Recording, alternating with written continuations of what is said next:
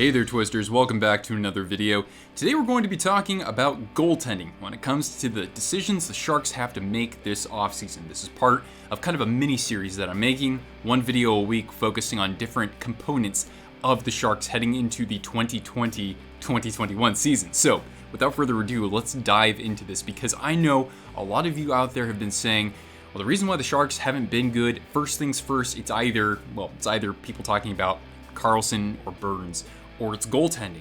And you know, it's a little frustrating to see that after a couple of really good years from Jones and backup goaltenders, in that role.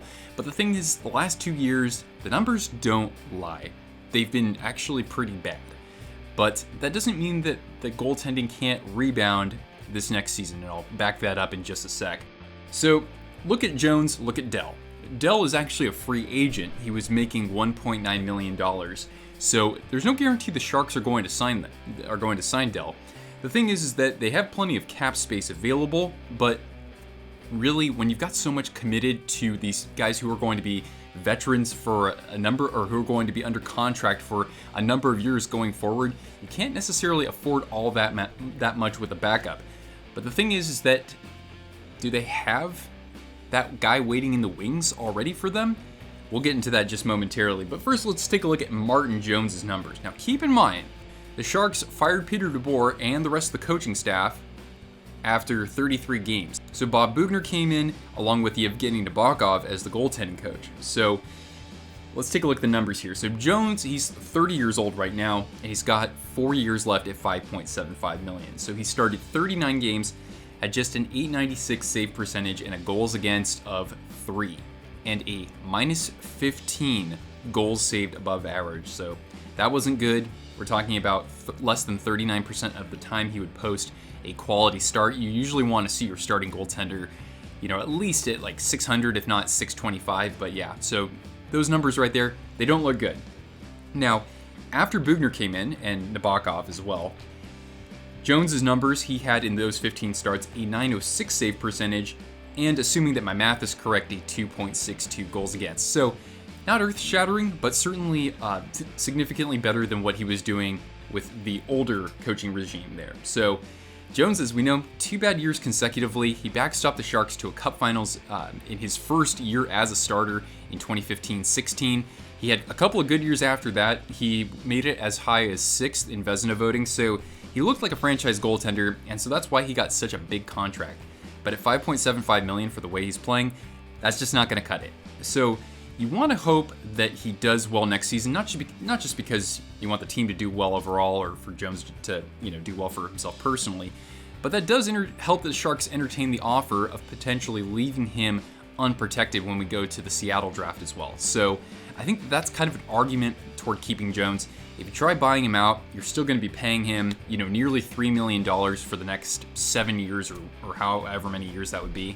And so I don't really think that that's in the best of their interests, especially since we don't really know if the salary cap is going to go up much after this year. So, it's going to be flat for this upcoming season, but we don't know what it's going to be like further ahead. So, personally, I can't really make the argument that you have to give up on Jones just yet.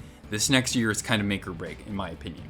Now look at Dell. He was making, again, $1.9 million with the team. He had 30 starts this year. His previous career high was 22. Had a .907 save percentage and a 3.01 goals against, but his quality starts was exactly at an even 500, and he had a minus 2.84 goals against, so that's definitely a lot better than Jones, not spectacular.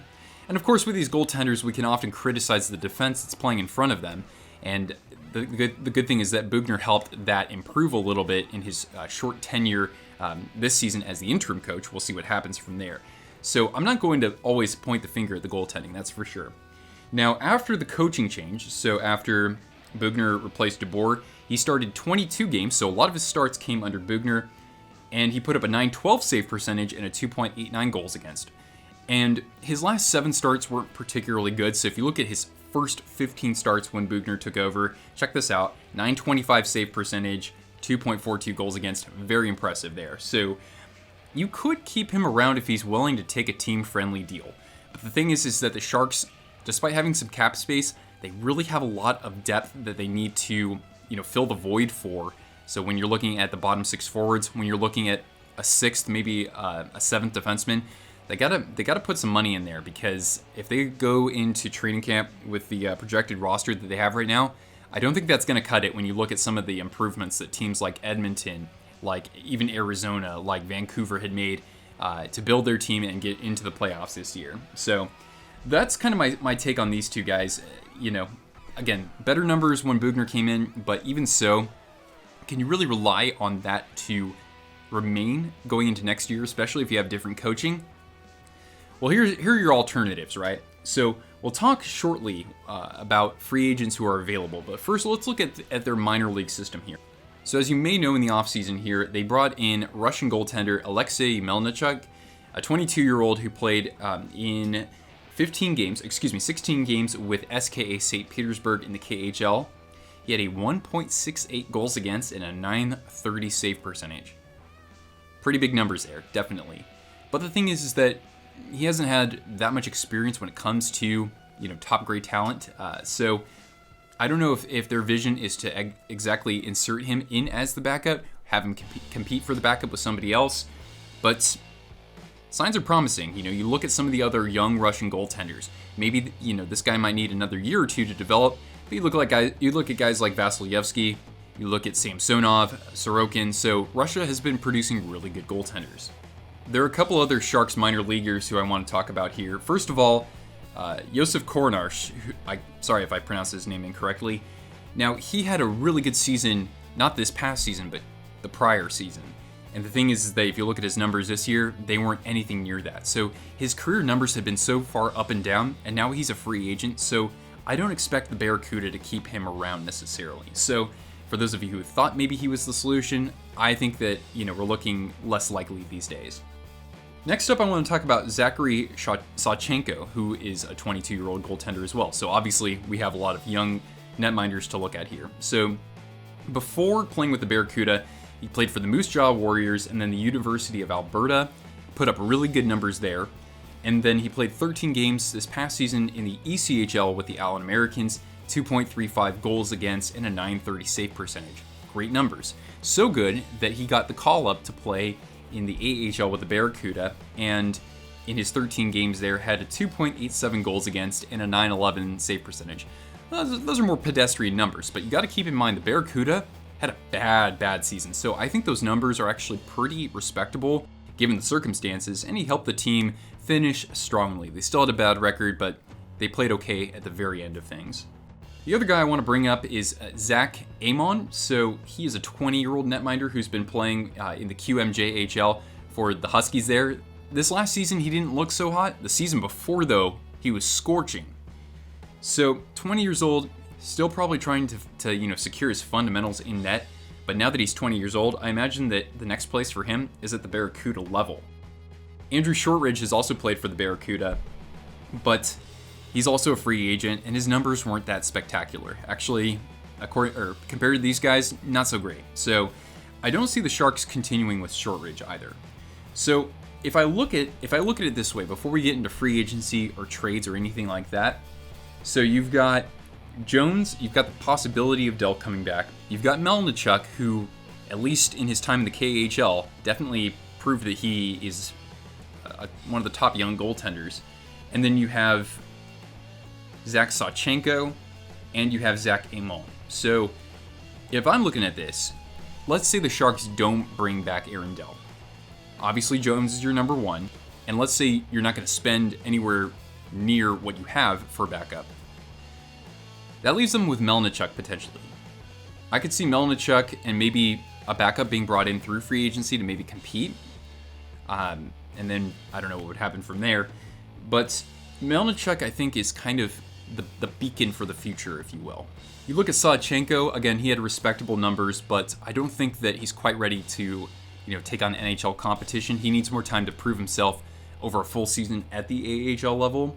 Emond, I could see him coming up to the AHL as a backup or maybe a 1B starter. So I kind of think that Sawchenko and Emond are going to play at the Barracuda level, and I could see Melnichuk as Jones's backup next year. Or if the Sharks bring in a free agent goaltender, that would kind of knock the personnel down a level. Okay, let's see which free agent goaltenders are out there. Keep in mind that Dell was making $1.9 million and Jones is averaging $5.75 million for the next 4 seasons. So you'll see why I'm making this point here. So Braden Holtby, 31 years old, Stanley Cup winner, $6.1 million is what he's been making this past season. Corey Crawford, 35 years old, $6 million. Obviously, we know his injury history. Jimmy Howard, 36 years old, $4 million. Robin Lehner, 29 years old, $5 million. And we know that he's had a really good season again, like he did with the Islanders. So, you know, if you're trying to pursue him, you might need to raise your game a little bit more. Craig Anderson, 39 years old, $4.75 million. Matt Murray, $3.75 million. He's just 26 years old. Jacob Markstrom, I cannot see the Canucks letting go of him. He's been too good in my opinion. 30 years old, $3.67 million. Thomas Greiss, former Shark, 34 years old, $3.33 million. Cam Talbot, 33 years old, $2.75 million, and he's played pretty well this year. Anton Hudobin for Dallas, who's also played very well, $2.5 million, 34 years old. And then you have some other choices as well. Mike Condon, Brian Elliott, Mike Smith, Aaron Dell, Keith Kincaid, Linus Ullmark, Laurent Brossoit, Louis Domingue.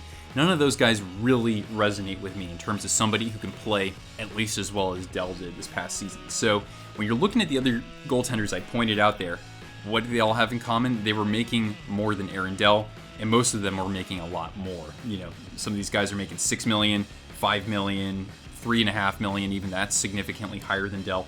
So again, I don't think the Sharks are going to look to spend that much money on a goaltender unless somehow they find a way to trade Jones, but I don't think anybody's going to take his contract. And I don't see the Sharks buying him out, honestly. I can't say that the Sharks for sure will have the cap available to prioritize a goaltender. I honestly don't. Besides, Melnichuk, could he put up the same kind of season like a Keith Kincaid or like a Linus Ullmark or Laurent Brossoit? I would think so. We'll see, of course, but you know, with as little as someone like him costs, instead of, you know, spending money on someone who's a little bit better at $3 million or something, I just think that Doug Wilson's going to be a little bit more frugal when looking at the goaltender market here. But of course, I'm curious to know your thoughts down in the comments below.